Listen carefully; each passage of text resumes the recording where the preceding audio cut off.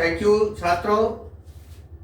हम 2024 के रसायन विज्ञान प्रश्न पत्र को हल करने की बात कर रहे हैं और अब हम आपको एक सॉल्यूशन देने जा रहे हैं कि प्रथम कोट की अभिक्रिया किसे कहते हैं और प्रथम कोट की अभिक्रिया का गतिक समीकरण क्या है। कॉपी पेन ले लीजिए। लॉन्ग क्वेश्चन में ये क्वेश्चन आना है। इस चैप्टर का सबसे इंपॉर्टेंट क्वेश्चन रासायनिक बल गतिकी से, जैसा कि हमने बताया था, आपको 7 नंबर के क्वेश्चन पूछे जाने हैं और यहां पर उसका एक क्वेश्चन हम आपको देने जा रहे हैं। प्रथम कोट की अभिक्रिया क्या है, प्रथम कोट की अभिक्रिया किसे कहते हैं, किसे कहते हैं, इसका गतिक समीकरण, इसका गतिक समीकरण स्थापित कीजिए।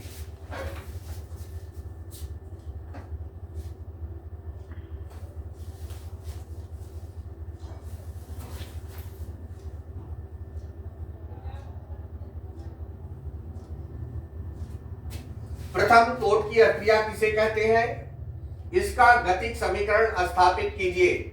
5 नंबर के क्वेश्चन में ये क्वेश्चन आपका सबसे महत्वपूर्ण क्वेश्चन कि प्रथम कोट की अभिक्रिया क्या है और इसके गतिक समीकरण की स्थापना कीजिए। तो सबसे पहले आपको लिखना क्या है कि प्रथम कोट की अभिक्रिया किसे कहते हैं। प्रथम कोट की अभिक्रिया यानी first order reaction. Define the first order reaction and give the dynamic equation of the first order reaction. The reaction in which only one molecule of the reactant concentration are changed is called first order reaction. यानी कि प्रथम coat की अभिक्रिया वह अभिक्रिया होती है, वह रासायनिक अभिक्रिया, वह रासायनिक अभिक्रिया जिसमें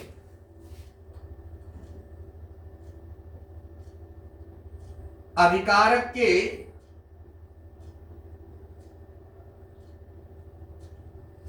किसी एक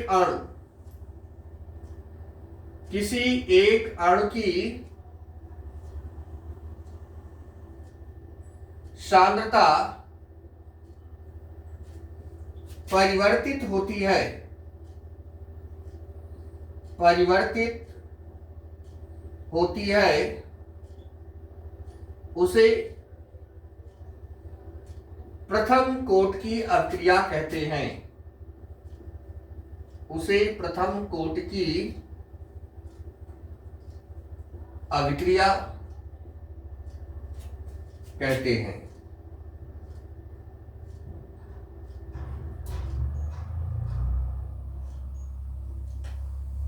उदाहरण अभी आपको दिया गया,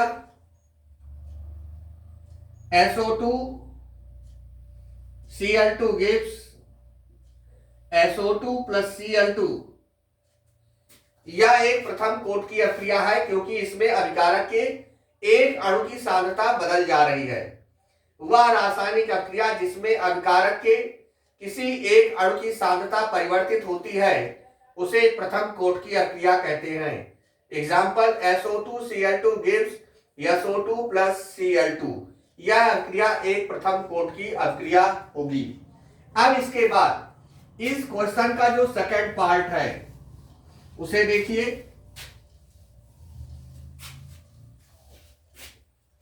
प्रथम कोट की अभिक्रिया का गतिक समीकरण, प्रथम कोट की अभिक्रिया का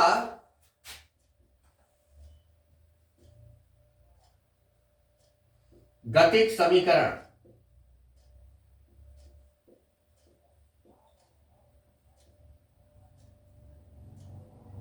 प्रथम कोट की अभिक्रिया का गतिक समीकरण, इसका हल देखिए क्या होगा। माना प्रथम कोट की कोई अभिक्रिया, माना प्रथम कोट की कोई अभिक्रिया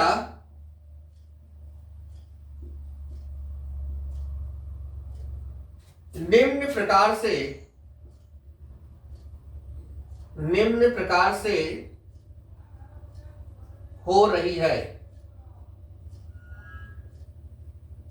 कैसे हो रही है? A gives B, t बराबर 0 पर A की मात्रा A मोल है और B तब बना 0, और t समय बाद जब B के x मोल प्राप्त होते हैं तो A की मात्रा हो जाती है A माइनस एक्स। अभिक्रिया के प्रारंभ में जब t बराबर 0 होगा और हम इस अभिकारक A की A मोल को लेते हैं तो यहां बनने वाला उत्पाद शून्य होता है, और जब इसके x मोल बनते हैं t समय के बाद तो ये हो जाता है A माइनस एक्स। अतः अभिक्रिया का वेग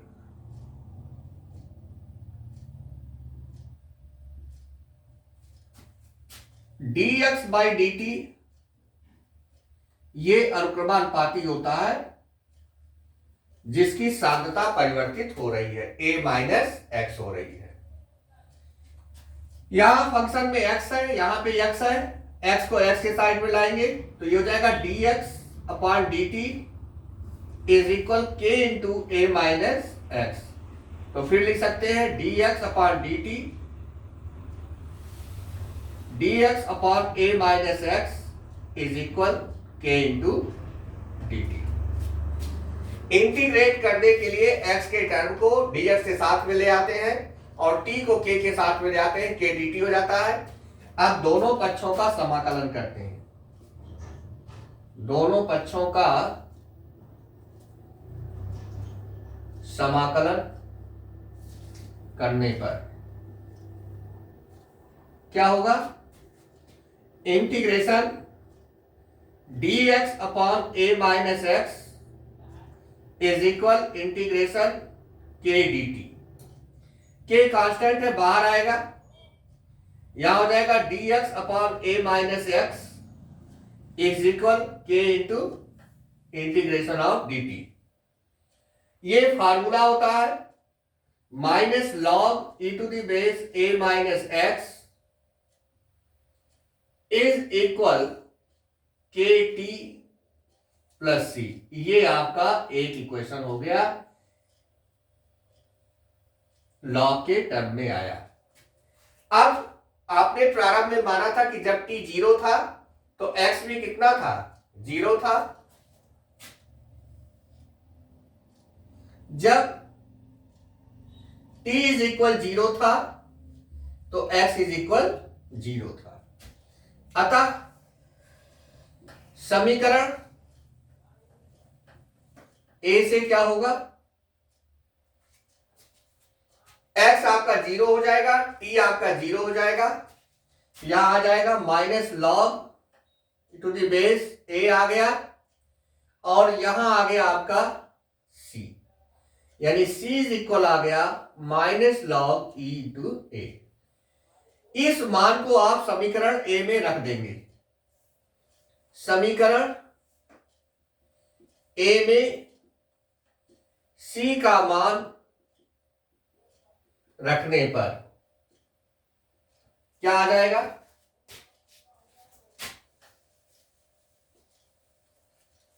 यहां आ जाएगा minus log e to the base A minus x is equal k t minus log A of the base E। Side को चेंज करेंगे, लॉग को लॉग के टर्म में लाएंगे तो यहां हो जाएगा k t is equal log A of the base E plus log A minus x of the E। अब फार्मूला क्या होता है? फार्मूला होता है log B upon A base E is equal log B minus log a of the base e. यानी कि पहले अंश को लिखते हैं माइनस हर को लिखते हैं। तो यहां log a plus log a minus x था, तो आप लिख सकते हैं k t is equal log a upon a minus x of the base e, या k इज इक्वल क्या लिखेंगे 1 upon t log e a upon a minus x. अब जब बेस को आप 10 में लाएंगे, e के बेस को हटा करके आप 10 में लाएंगे, तो यहां लिख देंगे k is equal 2.303 upon t log 10 to the base a upon a minus x. और यही प्रथम कोट की अभिक्रिया का गतिक समीकरण होता है। लॉन्ग क्वेश्चन के लिए आप इसको अवश्य तैयार करिएगा। प्रथम कोट की अभिक्रिया का गतिक समीकरण, माना प्रथम कोट की कोई अभिक्रिया निम्न प्रकार से हो रही है, A टेंड्स टू B, जब T 0 होगा A का A मोल लिया जाएगा तो B 0 होगा। T समय बाद जब B x बनेगा तो ये हो जाएगा A माइनस एक्स। अतः अभिक्रिया का वेग dx upon dt directly proportional होगा A माइनस एक्स के। प्रोपोर्शनल का निशान, समानुपाती का निशान हटाते हैं, k लगाते हैं, dx upon dt is equal k into a minus x. x को x के टर्म के साथ लाएंगे तो dx upon a minus x is equal k into dt। दोनों साइड का इंटीग्रेशन करेंगे, समाकलन कर देंगे, यहां आ जाएगा minus log a minus x on the base e is equal k t plus सी। इसके बाद इस समीकरण में जब t बराबर 0 होगा तो x बराबर भी 0 होगा। इसका मान रख करके c का मान निकालते हैं और c के इस मान को हम समीकरण फर्स्ट में रख करके k का मान निकाल लेते हैं। ये आपको याद रखना है। ठीक, धन्यवाद।